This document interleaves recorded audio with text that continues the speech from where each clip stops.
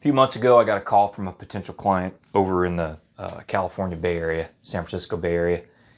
And the client told me, said, we're the second largest commercial landlord in this particular city over in the Bay Area. It was in the East Bay.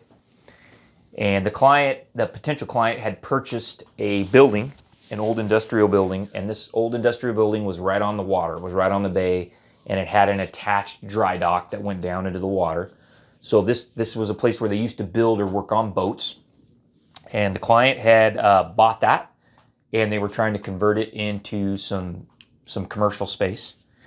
And what was interesting about this particular building is the previous owner had gone in and kind of run a wrecking ball through the dry dock where it attached to the main building in an attempt to sever the dry dock from the rest of the building, because nobody wanted the dry dock. It was old and it went down into the water. You couldn't really do anything with it except for build boats.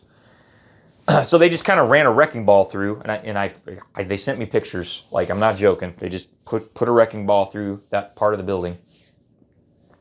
And then they did what we call a lot line adjustment in California, and they moved the property boundary to the right on the edge of the building that wasn't part of the dry dock, the dry part of the building. And then they sold it. They sold it to the potential client that I was talking to, this second largest commercial landlord in the city. So the landowner had gone in and they basically gutted this building. They took it down to the structural members, and they were working on the remodel. And I'm not sure exactly what happened, but somebody called the city, and they got in big trouble because they were doing all that work without a permit. So they didn't have a building permit, they didn't have a demo permit. So the city said, hey, stop work. You got to get a building permit to do this work. And when they went to get the building permit, the city realized the buildings were in a floodplain. And they said, hey, if your remodel is going to be more than half the value, 50% of the value of the existing structure, we've got to meet the FEMA flood requirements. You got to take your building out of the floodplain. So the building owner got an appraisal. Of course, the remodel was worth way more than 50% of the existing structure. But I don't know exactly what happened, but the first appraisal they submitted to the city was way under that 50% threshold, and the city rejected the appraisal, and they said, nah, nice try. We think the appraiser's lying to us. Try again. Here's some problems with the appraisal. And so that's when the client called me, because they realized they may not be able to get the appraisal to come out with the numbers they needed to avoid the requirement to pull the building out of the floodplain. So just before that, the building owner had hired the surveyor that normally worked for him. It was a construction surveyor, and he had gone out and tried to do an elevation certificate of this building to pull it out of the floodplain. But when they sent the elevation certificate over to FEMA rejected the elevation certificate because he only surveyed 3 sides of that structure. He didn't survey the side that was on the water, right? And because it was a mess, right? It was complicated. And so FEMA rejected the elevation certificate. And so the building owner went back to the surveyor and said, hey, what are we going to do here? And the surveyor said, basically, I can't help you.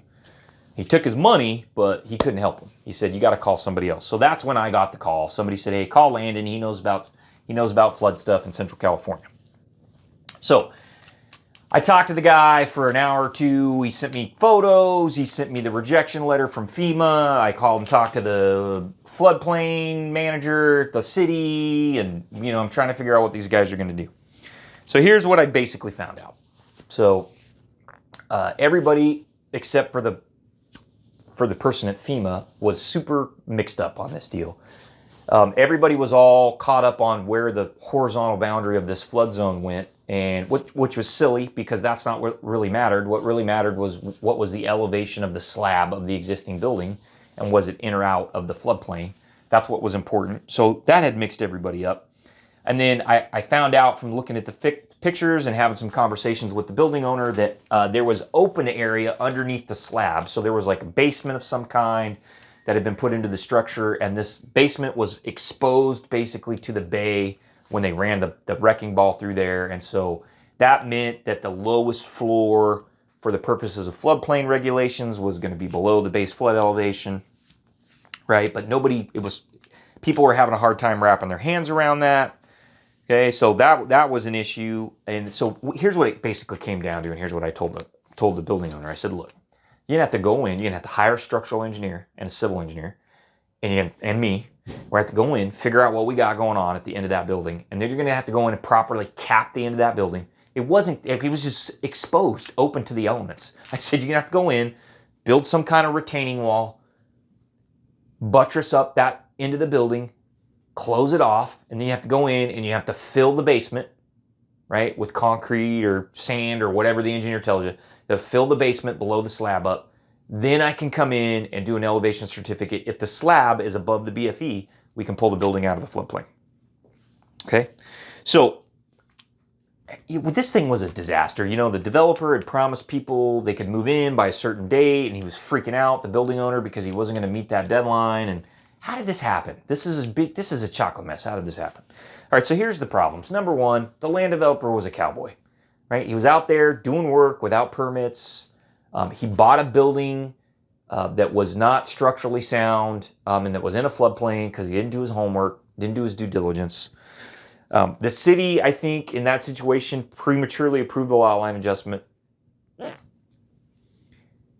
They never, that parcel, the new parcel that was bought by the building owner should have never been created as part of that lot line adjustment without addressing the floodplain issues and the issues with how they were going to make sure that building was structurally sound, right? That should have got caught at the city, at the planning department when the lot line adjustment was reviewed. You can't just do a lot line adjustment and run a property line through an existing building without asking some questions, right? And the city just completely dropped the ball on that.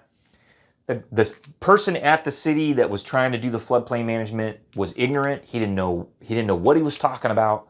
He didn't understand the issue with the opening under the slab. He didn't understand that the line on the flood zone boundary on the map wasn't really what was important. It was the elevation of the slab that mattered. So he hadn't been properly trained. Probably wasn't his fault. He didn't have the training he needed, right? And then the construction surveyor was a bozo, and he wasted his client's money.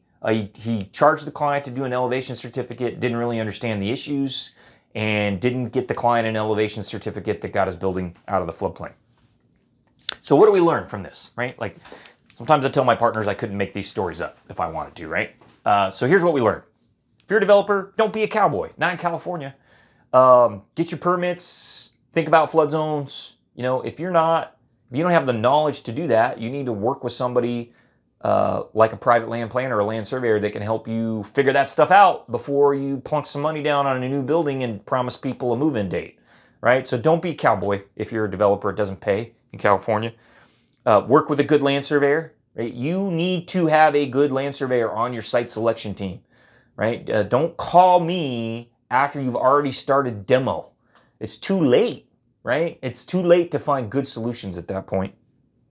And then finally, if you're a real estate investor, so you're an investment trust, or you work for a real estate investment trust, or you're a private real estate investor, or you're somebody that lends money for real estate development, like, don't give money to cowboys, right? Like, this thing was a mess. These tenants were not going to be able to move in on time, and they were going to spend tens of thousands or hundreds of thousands of dollars to get this cleaned up, right? So if you are in the business of giving money to people that develop real estate, don't give money to cowboys, right? That's an extra risk. You need to know who you're lending money to. So there you go. There's the story about a building that was severed in half and was kind of in, kind of out of the floodplain. And it helps you to understand, especially if you're buying commercial property on the coast, you need to be talking to a good land surveyor that understands the floodplain regulations.